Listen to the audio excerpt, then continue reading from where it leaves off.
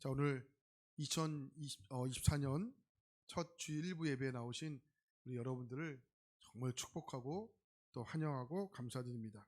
오늘 하나님 은혜가 여러분 10년 가운데 정말 뜨겁게 자리 잡고 또 말씀으로 역사하는 은혜가 있기를 간절히 축복합니다.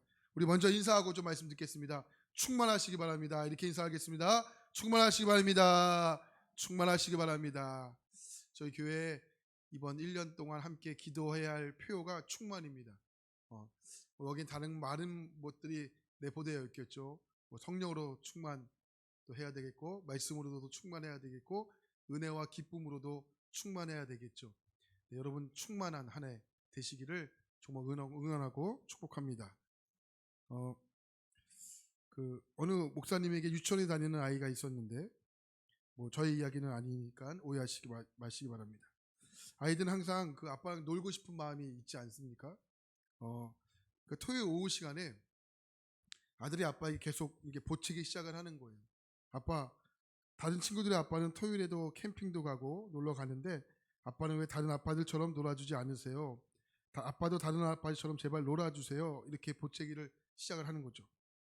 그러니까 이렇게 보채는 그 아이의 말에 그 편한 아빠가 어디 있겠습니까? 토요일 오후 시간에는 주로 예배를 준비하고 또 설교도 마무리해야 하는 그런 시간이라 미안하지만 아이들과 놀아줄 시간이 되지 못했습니다. 그런데도 계속 아이가 놀아달라고 하는 거죠. 근데 아빠는 미안하다. 계속 실랑이가 벌어지고 있는 중입니다. 그러니까 아빠의 의도를 꺾지 못하고, 그러니까 못한다고 생각했던 아이가 아빠와 놀기를 포기한 채 방문을 열고 나가면서 이렇게 이야기를 한 거예요. 너무 섭섭한 거.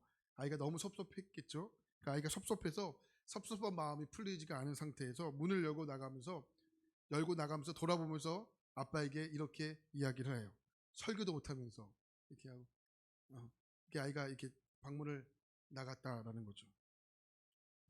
저희 이야기 아니에요. 저희 이야기가 아닙니다.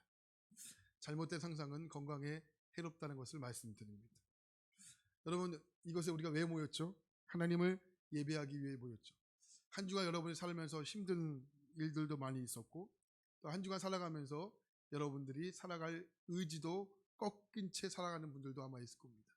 이곳에 왔다는 것은 그 하나님의 은혜가 필요했기 때문에, 그 하나님의 보호하심이 필요했기 때문에 여러분 나온 곳 아니겠습니까? 여러분, 그런데 그 은혜를 받지 못하고 돌아갔다. 그러면 정말 이것처럼 여러분 안타까운 일이 없다는 거죠. 오늘 예배를 통해 주님 만나고 정말 예배를 통해 충만한 정말 마음의 다짐으로 돌아간다면 오늘 이 한 시간은 여러분의 한 주간의 그 어떤 시간보다도 가장 값지고 귀중한 시간이 되지 않을까 싶습니다. 2024년이 밝았습니다. 일주일이 지났죠. 여러분들이 결심했던 마음들을 잘 지키고 계십니까? 우리가 새해를 맞이하면서 이러한 표현들을 자주 사용합니다. 새해가 밝아온다. 그죠? 새해가 밝아온다. 여러분, 밝아온다는 것은 무엇을 전제하는 이야기입니까? 이전에는 어두웠다라는 거죠. 이전에는 어두웠기 때문에 이제는 새롭게 시작하는 새해는 밝아올 것이 아니겠는가라는 여러분 그 소망을 담고 있는 것이죠. 2023년도에는 유난히 힘들었던 분들이 많았을 것입니다. 그래서 그분들에게 용기를 더하기 위해서 희망을 담아 우리는 덕담들을 하죠. 새해는 밝아질 것이다. 여러분 묻겠습니다. 여러분 새해가 밝아지셨습니까? 지금까지 여러분 살아오시면서 아마 여러분들 더 많이 경험해보지 않으셨습니까? 달력이 바뀌었다고 밝아오는 것은 아닙니다. 더구나 여러분 소식들을 보면 올해 경제적으로나 더 정치적으로나 더 힘들다는 전망이 예상되지 않습니까? 영적으로는 여러분 더 말할 것도 없는 어두움의 시간들이 많이 있을 것입니다. 여러분들은 이런 힘들다고 예상되는 이 시기에 여러분 어떻게 살아가기를 원하십니까? 여러분 하나님은 참 신기한 분이시죠. 하나님은 언제나 우리의 예측을 벗어나세요. 여러분들이 이해하거나 예상할 수 없는 방법이세요. 생각하지 못한 타이밍이세요. 정말 예상하지 못한 손길들을 통해서 하나님은 그 역사를 이루어 가세요. 그래서 하나님은 우리가 이해할 수 있는 분이 아니세요. 여러분 혹여나 지금 하나님을 이해하지 못한다고 속상해하고 계신 분 계십니까? 하나님 왜 내 인생을 이러한 이해할 수 없는 상황으로 몰고 가십니까? 여러분 그렇게 여기시면서 여러분 마음을 안타까워하게 여기시는 분들 계십니까? 여러분 당연한 겁니다. 하나님은 언제나 우리의 이해를 벗어나십니다. 하나님은 여러분의 이해 안에 가두신다면 하나님은 아니십니다. 하나님은 언제나 우리의 이해를 벗어나십니다. 예상을 벗어나십니다. 예측을 벗어나십니다. 우리가 예상할 수 없는 방법으로 하나님은 이끌어 가십니다. 그러니 여러분, 세상의 흐름이 아니라, 세상의 전망이 아니라 여러분 하나님의 말씀으로 살아가는 것이 잘 사는 것입니다.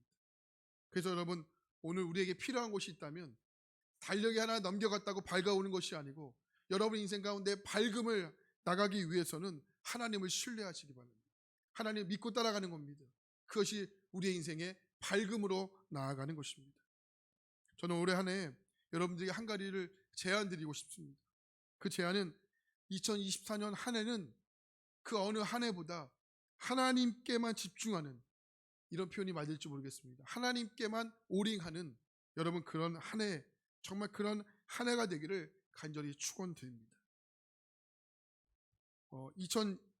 이게 작년 12월 31일 날 송구 영신 예배를 드릴 때는 하나님이 나를 어떻게 인도하셨는지를 그 은혜와 감사, 간증, 정말 여러분 넘쳐나는 정말 그런 삶으로 여러분 살아가신 분들도 계실 테고, 아니면 정말 2023년들은 그 어느 해보다 가장 가슴 아프고 힘든 사람들도 있었을 것입니다. 그러나 여러분 2024년도에 송구 영신 예배를 드릴 때는 온 가족들이 하나님의 은혜와 하나님께 드리는 간증이 그 어느 해보다 충만한 한 해가 되기를 진심으로 응원합니다.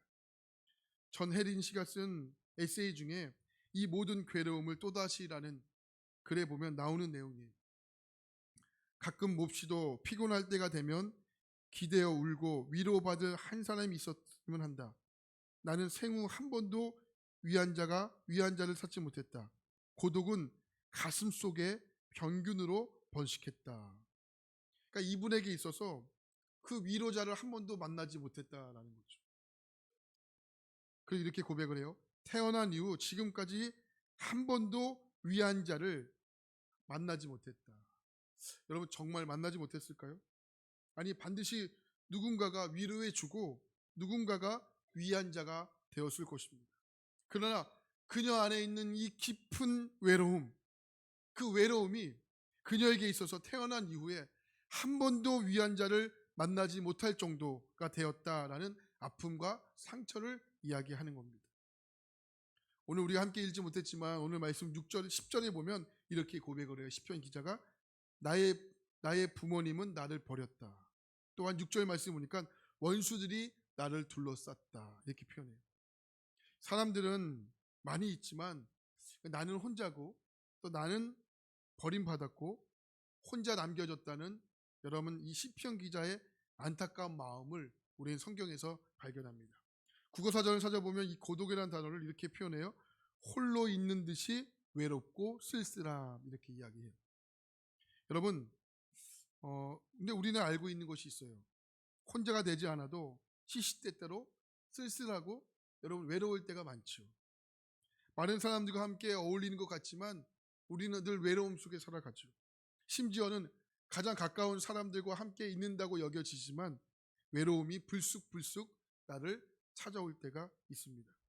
일을 마치고 학교에서 수업을 마치고 집에 돌아오면 불을 켜는 순간적으로 엄습해 오는 것이 외로움이죠. 사랑하는 사람을 주님 품으로 먼저 보내고 이제 함께 할 수 없고 혼자 남겨졌다는 이 외로움을 경험하기도 합니다. 근데 이 외로움은 우리의 인생에 정말 무거운 짐처럼 여겨지죠. 누구에게도 쉽게 마음을 털어놓지 못할 때가 있습니다.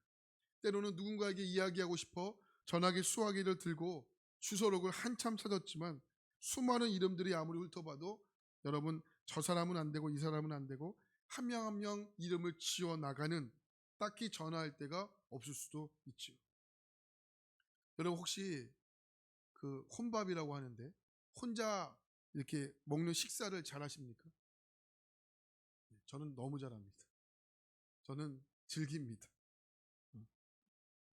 근데 여러분 사실 나만 외로운 것 같지만 그렇지가 않아요. 우리는 전부 다 외롭습니다. 심지어 우리 예수님조차도 외로움을 느끼셨던 분입니다. 마태복음 8장 20절을 보면 이렇게 예수님이 대답을 해요. 예수님께서 제자들에게 대답을 해요. 야, 여우도 귤이 있고 공중에 새도 있고 둥지가 있는데 나는 머리 둘 곳이 없다. 그 예수님의 외로움이시죠. 많은 제자들이 예수님을 떠나갔을 때 남아있는 소수의 제자들에게 이렇게 물으시는 거예요. 야, 너희도 가려느냐? 이렇게 물어요. 너희도 가려느냐? 그러니까 그 물음 속에는 예수님의 외로움을 느낄 수가 있는 거죠. 예수님은 3년 동안이나 가르친 제자들이 누가 더 크냐? 야, 내가 더 커, 네가 더 커. 싸울 때 예수님은 그 장면들을 보면서 외로우셨습니다. 십자가를 져야 하는 이 십자가의 고통을 감내하시면서 이 권력 다툼을 하고 있는 제자들의 모습을 보면서 예수님은 외로움을 느끼셨습니다. 그러나 예수님은 외로움을 피하지 않으셨습니다. 고독을 인생 여정의 동반자로 삼으셨습니다. 그런 까닭에 자주 홀로 외로운 시간을 예수님은 일부러 가지셨습니다. 산에 올라가 홀로 기도하셨습니다. 빈들에 나아가 홀로 기도하셨습니다. 하나님의 음성을 들으셨습니다. 예수님은 고독 속에 침묵하셨고 고독 속에 깊은 언어를 가꾸셨습니다. 어느 누구도 이해하지 못하는 갈보리 십자가에 그 달리신 예수님의 모습처럼 우리의 인생도 깊은 외로움을 경험한 사람들이 여러분 혹시 우리 가운데 있을지 모르겠습니다. 우리 가운데 존재하는 외로움의 문제, 세상에 외롭지 않은 사람은 단 한 사람도 없다라는 것이죠. 젊은이들은 젊은이 나름대로 외롭고 어른들은 어른 나름대로 외롭고 아빠는 아빠 나름대로 외롭고 엄마는 엄마 나름대로 외로운 것입니다. 그러니까 나만 외로운 것이 아니고 누구나 다 외로운 것입니다. 결혼하면 외로움이 사라질까? 그렇지 않죠. 결혼한 사람들도 결혼한 후에도 여전히 외롭다는 것은 누구나 다 아는 것입니다. 그러니까 우리 내면에는 본연의 깊은 외로움들이 사람은 누구나 있다는 것입니다. 어느 누구도 채울 수 없는 외로움이 있습니다. 때로는 하나님으로부터 벌어졌다라는 이 혼자 남겨질 것 같은 외로움을 느낄 때가 있죠. 주님의 이름을 불러도 내가 느끼기에는 응답하지 못하는 그 거절감, 외로움들이 있습니다. 오늘 시편 말씀에 시편 기자는 그러한 외로움을 우리에게 토로하고 있는 겁니다. 그리고 그 외로움은 두려움과 불안을 가져다 주는 것이죠. 그런데 놀라운 것은 이 시편 기자가 외로움과 여러분 두려움 가운데서 그 상황을 뚫고 하나님을 보고 있다는 거예요. 4절 말씀 볼까요? 오늘 말씀 4절에 보면 이렇게 이야기해요. 내가 여호와께 바라는 한 가지 일 그것을 구합니다. 곧 내가 내 평생에 여호와의 집에 살면서 여호와의 아름다움을 바라보며 그의 성전에서 사모하는 것입니다. 할렐루야. 어떤 고백을 했습니까? 10절에 나의 부모님은 나를 버렸다. 원수들이 나를 둘러쌌다. 근데 그 이전에 어떤 것에 대한 사모함이 있는 거예요? 하나님에 대한 사모함이 있는 거예요. 하나님의 성전에 대한 사모함이 있는 거예요. 그의 시선은 외롭고 힘든 상황 속에 있었지만 그는 그것을 뚫고 나갑니다. 그리고 고백을 합니다. 하나님을 바라보는 것. 하나님의 성전 안에 있는 것이다. 혼자 있는 외로움은 고통입니다. 그러나 하나님 앞에서 혼자 있는 고독은 고통이 아니라 오히려 사모함이 되는 겁니다. 외로움은 사람들에게서 멀어지는 것이지만 여러분 고독은 하나님께 가까이 가는 겁니다. 외로움은 사람 앞에서 혼자됨입니다. 그러나 고독은 하나님 앞에 혼자 있는 것입니다. 여러분 북적대는 식구들 가운데서도 여전히 혼자라는 아픔이 있으십니까? 혹여나 함께 신앙생활하는 이 공동체 가운데서도 누구에게도 편하게 마음을 털어놓을 수 없는 여러분 답답함이 있으십니까? 여러분 고독의 영성이라는 말이 있습니다. 홀로 있는 그곳에서 나와 함께 있는 하나님과의 만남, 하나님과의 교제, 사람들과 떨어져 있는 가운데 내 안에 계시는 하나님을 붙잡을 수 있는 이것이 우리는 고독의 영성이라고 부릅니다. 이 고독의 영성은 누구나 다 경험하게 됩니다. 성경에 나오는 수많은 여러분들이 알고 있는 그 많은 사람들은 이 고독의 영성을 겪게 됩니다. 아담, 하나님을 피해 도망갔죠. 고독입니다. 노아, 하나님 없이 살아가는 그 홍수의 그 노아의 방주 안에 들어가는 고독의 시간을 경험합니다. 아브라함 이로 말할 수 없죠. 25년 동안 하나님과의 관계가 성경에 기록이 되어 있지 않습니다. 모세 40년이죠. 다윗 13년의 고독의 시간을 경험합니다. 요셉 13년의 고독의 시간을 경험합니다. 우리 예수님 4일 동안의 고독의 시간을 경험하게 되죠. 성경에 나오는 수많은 이 고독의 사람들은 그 고독의 시간을 그저 고독의 시간으로 머문 것이 아니고 하나님과의 깊은 교제의 시간으로 머물렀다는 겁니다. 여러분, 우리의 일상에서 이 고독의 영성이 왜 중요할까요? 여러분, 이 고독의 영성이 우리 일상 속에 어떠한 일을 가져다 줄까요? 고독은 하나님을 만나게 해주는 놀라운 기회라는 것입니다. 하루가 어떻게 지나가는지 모를 정도로 너무 바쁘게 일상을 살아가죠. 정신이 없지요. 그래서 일주일이 어떻게 지나가는지를 모릅니다. 그러나 혼자 있는 그 시간, 내가 그 홀로 섰다고 느끼는 그 시간에 우리가 하나님을 여러분 만나게 되는 것을 아십니까? 그래서 여러분, 우리 그리스도인들에게는 혼자 있는 시간이 없어요. 혼자 있는 시간, 혼자 있는 시간이 있겠지. 아니에요. 우리 그리스도인들에게는 결코 혼자 있는 시간이 없어요. 그 혼자 있는 시간은 누구와 있는 시간이에요? 주님과 단 둘이 있는 시간이에요. 그래서 우리에게는 은밀한 시간이 없어요. 은밀하게 죄짓지 못해요. 왜요? 은밀한 시간은 누구와 함께 있는 시간이에요? 주님과 함께 있는 시간이기 때문에. 할렐루야. 오늘 말씀 8절에 보면 이렇게 얘기해요. 너희는 내 얼굴을 찾으라 하실 때에 내가 마음으로 주께 말하되 여호와여 내가 주의 얼굴을 찾으리이다 하였나요. 예수님은 삶에서도 고독은 끊이지 않았다고 말씀드렸습니다. 그래서 여러분 사복음서를 읽어보면 예수님의 삶에 자주 등장하는 단어들이 있어요. 그것은 뭐냐면 예수님이 혼자 계셨다, 혼자 기도하셨다, 예수님은 따로 한적한 곳에 가셨다, 이런 이야기들이에요. 예수님은 그 홀로 있는 시간을 고독의 시간으로 여기지 않고 주님을 깊이 만나는 시간으로 가졌어요. 그래서 예수님이 기도하러 가실 때 홀로 기도하러 가시잖아요. 예수님께 집중하려고, 하나님께 집중하기 위해서 홀로 가십니다. 예수님에게는 이 고독의 시간이 외로운 시간이 아니었고 하나님을 만나는 시간이었습니다. 사람들은 대부분 이 외적인 외로움을 통해서 내적인 공허함을 경험해요. 외적인 내면을 통해서. 그러나 성경은 우리가 하나님 앞에 혼자서는 내적인 내적인 홀로섬이 이 내적인 충만함을 가져다 준다라고 이야기를 해요. 여러분, 내적인 충만함은 어떠한 상황 속에서도 하나님 앞에 여전히 혼자 설 수 있다는 충만함을 가져다 줍니다. 여러분, 이것이요 우리의 삶을 윤택하게 해요. 이것이 우리의 삶을 풍성하게 합니다. 혹시 이 시간 정말 고독 가운데 있다고 여겨지시는 분들이 계세요? 여러분, 그렇다면 지금이 바로 나를 만드시고 나를 지으시고 나를 지극히 사랑하시는 여러분 하나님 앞에 설 수 있는 기회로 여기시기를 축복해요. 하나님 앞에 더 나가는 시간이에요. 다른 것 집중하지 못할 때 하나님 앞에 귀하게 나가는 시간이에요. 이 다산 정약용 선생님이 계시는데 조선 후기의 실학자이시죠.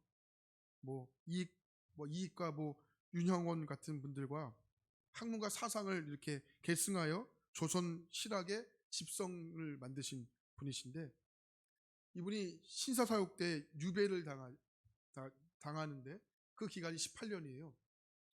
18년 동안 그분은 외로운 시간들을 가지게 됩니다. 유배당했던 곳이 여러 가지가 있는데 강진이라는 곳인데, 여러분 강진에 가보면 그 다산 정약용 선사님의 그 숨결들이 구석구석에 많이 느껴지는데, 특별히 지방 관리들이 백성을 잘 다스릴 수 있도록 집필해온 책이 있는데 그게 목림시서잖아요. 그 목림시서라는 책을 보면요, 그 백성들을 얼마나 사랑했는지가 절절히 배어있는 내용들이 담겨져 있습니다. 백성들을 위한 학문, 실학, 실학의 대부로 충하고 있는 이 정약용 선생님은 요즘 의식 속에 있는 사람들에게 새롭게 이렇게 재평가되고 있는 조선시대의 최고의 학자입니다. 그 조선시대의 어떠한 죄송합니다. 부흥기를 이루었던 정조 시대에 왕과 함께 개혁자의 삶을 살아갔죠. 그러나 그분에게도 여러분 고독의 시간을 있었습니다. 그렇게 유배당했던 그 수십 년의 시간 동안에 그 다상 전장훈 선생님은 집중하기를 시작해요. 무엇을 집중하냐? 지필에 집중하기를 시작합니다. 지필에 집중하면서 무려 500권이 넘는 많은 책들을 집필하기를 시작합니다. 그리고 유배지에 가서 그 좌절의 시간, 그냥 여러분 시간을 흘려보내지 않고 후학들을 길러내는, 후학들을 가르쳐주는 비전과 지식의 여러분 후대를 계승시키는 놀라운 일들을 감당하게 돼요. 그 부산의 수영로 교회 목사님이신 이규호 목사님이 쓰신 그대로도 좋다라는 보면 정말 멋진 표현이 나와요. 여러분 한번 화면에 보시면 이렇게 표현해요. 한번 제가 읽어드릴게요. 타인의 광요 때문에 독방에 들어가면 그것은 감옥이 되지만 내가 선택해서 감옥에 들어가면 그것은 수도원이 된다. 여기서의 감옥은 깜빵을 이야기하는 것이 아닙니다. 고독의 시간을 이야기합니다. 다시 한번요. 타인의 강요 때문에 독방에 들어가면 그것은 감옥이 되지만 내가 선택해서 고독의 시간으로 들어가면 그것은 무엇이 된다? 수도원이 된다. 너무 멋진 표현이지 않습니까? 내가 선택해서 고독의 시간으로 들어가면 그것은 수도원이 된대요. 하나님을 만나는 시간이 되는 거예요. 하나님을 가까이 갈 수 있는 시간이 되는 거예요. 성경에 보면 이런 상황이 나오는데 사무엘 상 22장을 보면 다윗이 등장을 해요. 다윗이요 사울에 의해서 도망을 다녀요. 사울에 의해서 도망을 다녀요. 도망치다가 갈 곳이 없어 도망간 곳이 아둘람 굴이라는 곳이에요. 사무엘상 22장 1절과 2절 말씀 보면 그 속에서 무슨 일이 일어났는지는 정확히 알 수 없지만 다윗은 거기에서 혼자만의 시간을 보냅니다. 그리고 얼마 후에 가족들이 그곳에 있다는 이야기를 듣고 다윗을 만나러 와요. 그리고 시간이 조금 더 지난 후에 어려움을 당하는 사람들, 빚진 사람들, 마음에 억눌린 사람들, 억울한 사람들, 그 사람들이 다윗이 있다는 소리를 듣고 다윗에게 몰려오게 됩니다. 그 사람들이 무려 400명의 사람들이에요.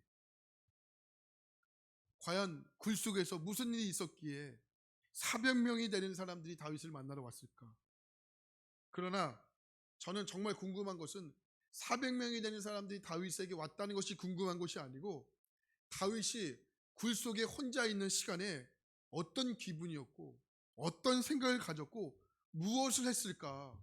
이게 너무 궁금해지기 시작했어요. 사울이 다윗이 너무 싫어했죠. 사무엘상 17장을 보면 다윗이 골리앗을 이겨요. 그리고 다윗이 동네로 들어왔을 때 많은 여인들이 노래하기 시작해요.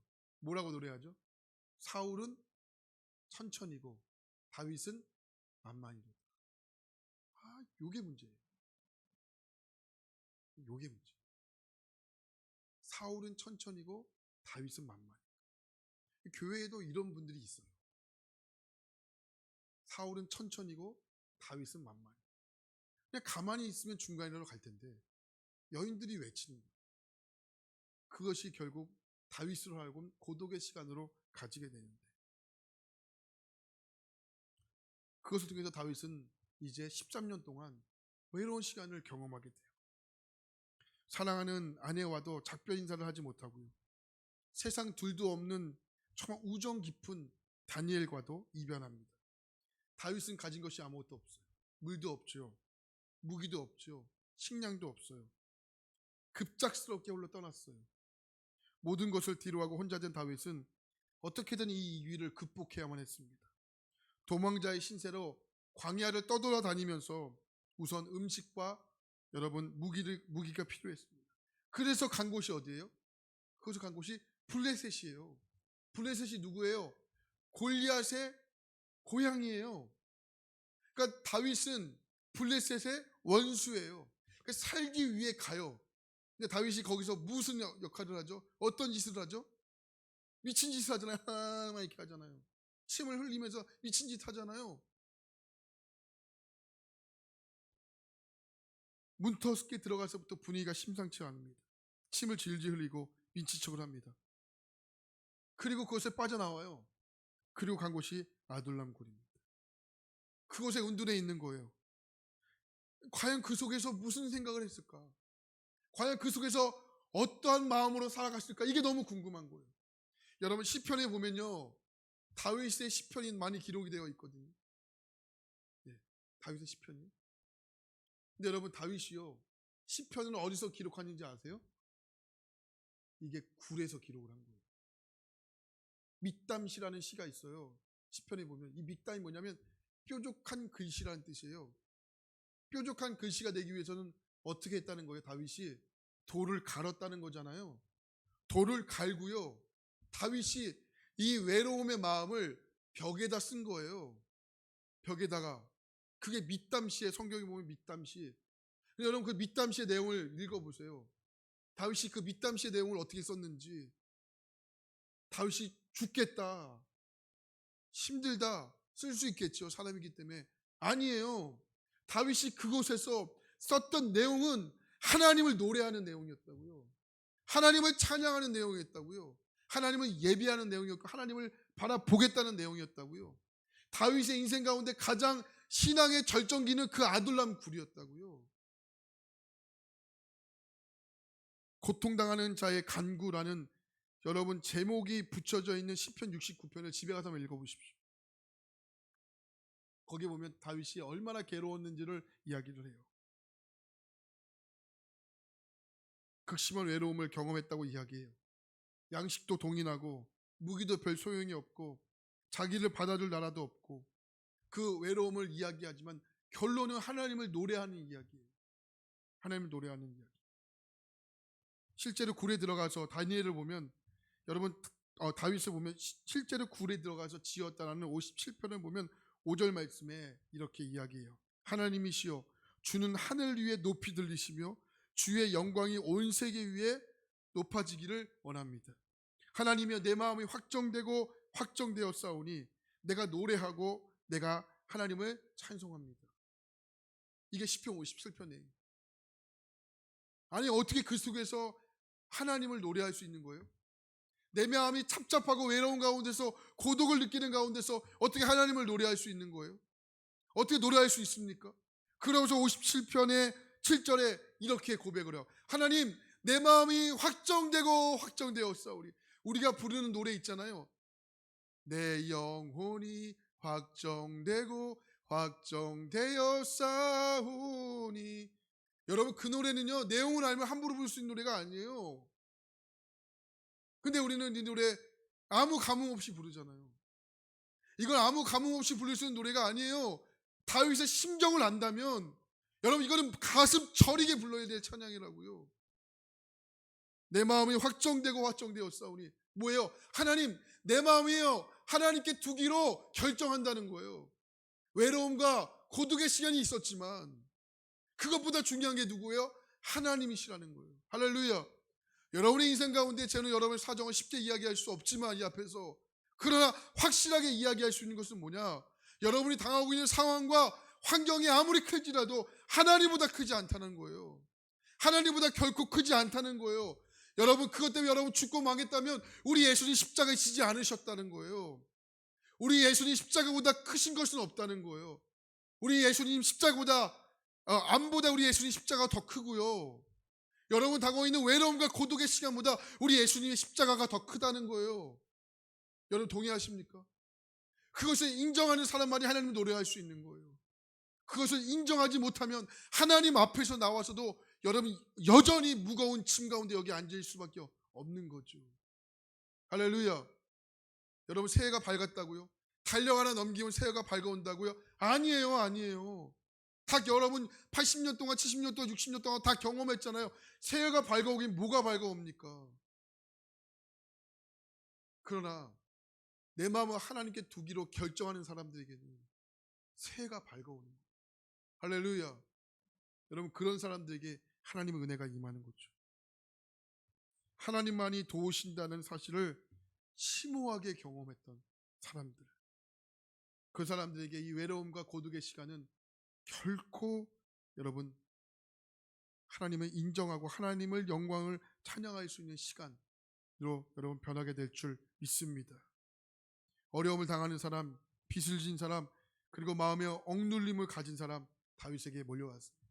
저는 다윗에게 그런 시간이 없었더라면 여러분 이 사람들을 품을 수 있는 마음의 여유가 없었을 거라고 확신합니다. 아파 본 사람은 아픈 사람의 마음을 알 수 있다고 많은 사람들이 이야기하지 않습니까? 아픔을 경험했던 사람이 그 아픔을 이야기할 수 있는 거죠. 아픔을 경험했던 사람이 그 사람을 위해서 여러분 진실하게 기도할 수 있는 것 아니겠습니까? 여러분이 찾아오셨던 좋은 경험이든 좋지 않은 경험이든 여러분 그 경험들을 통해서 분명 하나님의 간증거리가 충만하게 될 줄 믿습니다. 할렐루야. 9절에 보면 이렇게 이야기해요. 주의 얼굴을 내게서 숨기지 마시고 주의 종을 놓아여 버리지 마소서. 주는 나의 도움이 되셨나이다. 나의 구원의 하나님이시여 나를 버리지 마시고 떠나지 마소서. 지금 뭐예요? 하나님이 숨었다는 거예요? 숨지 않았다는 거예요? 숨었다는 거예요. 하나님 숨었으니까 숨지 마소서. 나를 버리지 마소서. 10절에 내 부모는 나를 버렸으나 여호와는 나를 영접하시리라. 아멘. 다윗은 안 거예요. 결론을 알아요. 다윗은. 하나님은 숨어 계시지만 하나님은 나를 버리신 것이 아니다. 내가 하나님을 보지 못하는 것은 중요하지 않다. 하나님께서 나를 보시는 것이 중요하다. 할렐루야. 말씀을 정리하고 싶습니다. 고독의 영성은 어떻게 얻을 수 있을까요? 하나님 앞에서 고요하게 잠잠하게 침묵하는 거예요. 침묵은 말을 안 하는 것이 아니에요. 더 잘 듣기 위해서 입을 다무는 것입니다. 또 시간을 들여 하나님을 만나고 하나님을 생각하는 묵상의 시간입니다. 송구 열심히 끝나고 이제 기도를 받으러 오지 않습니까? 근데 기도를 받으러 오시는 기도 제목들을 하나하나 보게 되면 정말 절절함을 느끼시는 기도 제목도 있고요. 그냥 기도 받아야 되니까 써야지 하시는 분들도 없기를 바랍니다. 근데 기도를 이제 받으러 오시는 분들을 보면 종이 한 장을 이렇게 나눠드리면 이 처음부터 아주 끝까지 그 깜지라 그러잖아요. 빼곡하게 적으세요. 이렇게 읽기 어려울 정도로.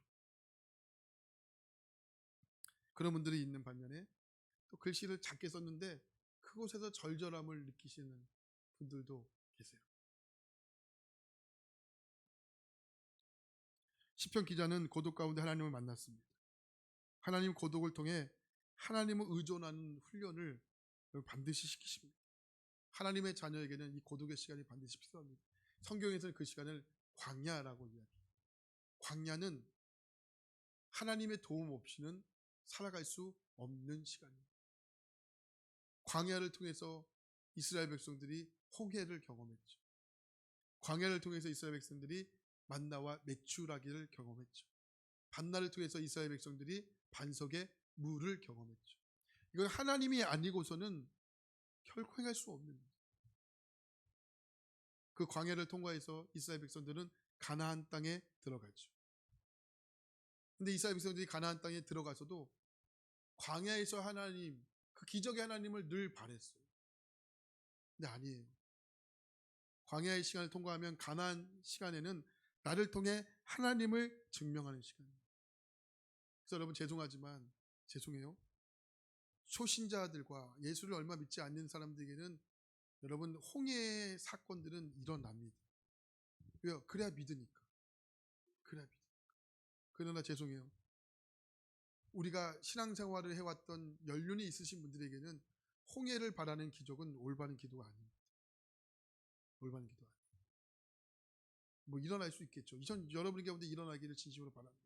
그러나 홍해를 경험을 했던 백성들에게 닥쳐오는 것은 요단강이에요.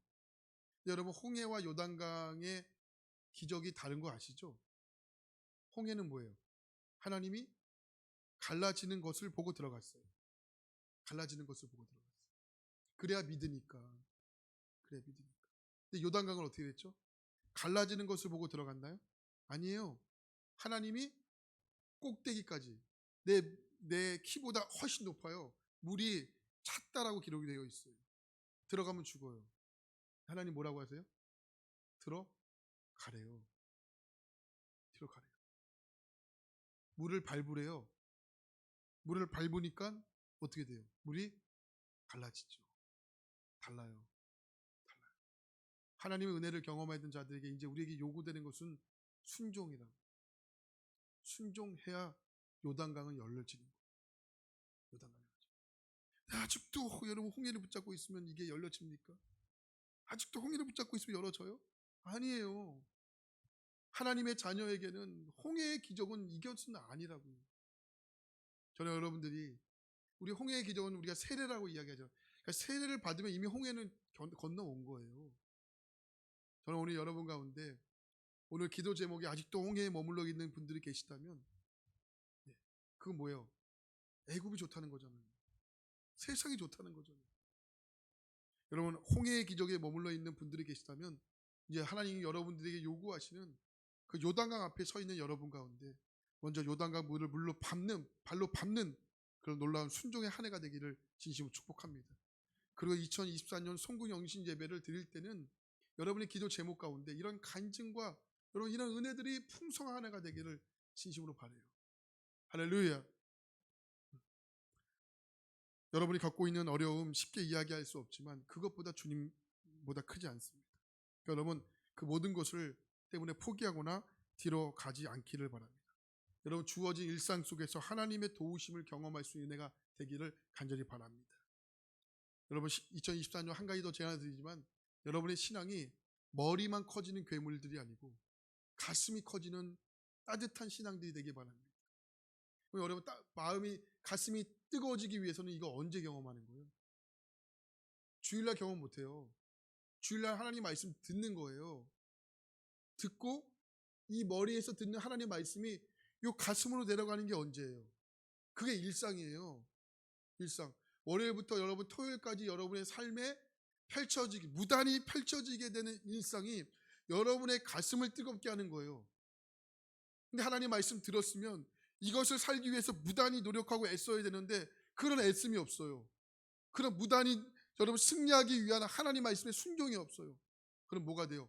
이거 넓어지지가 않은 거예요. 이거만 커지게 돼요. 그냥 지식만 꽉 차게 되는 거예요.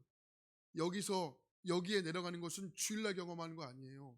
주일날은 말씀 듣고 여기로 내려가는 것은 여러분의 일상에서 경험하셔야 되는 거예요. 할렐루야. 그러니까 무단히 여러분 노력하시고 무단히 승리하시길 바라요. 세상을 이길 수 있는 것은 이것이다. 그것이 뭐다? 우리의 믿음이다. 믿음은 여러분의 일상에서 벌어지는 거예요. 여러분 일상에서 펼쳐지는 거예요. 아멘. 여러분 2023년 여러분 이것을 위해 목표 세우세요. 이것을 위해. 나는 여기만 커지는 신앙이 아니라 여기가 뜨거워지는 신앙이 되겠다. 여기가 뜨거워져. 여기로 머물러 있지 않겠다. 머리에 지식에 그런 무서운 유대인들이 되는 거예요. 신앙인들은 여기가 커지는 사람들이 아니고 여기를 듣고 여기가 커지는 사람. 할렐루야. 그런 한 해가 되기를 진심으로 축원합니다. 하나님 고맙습니다.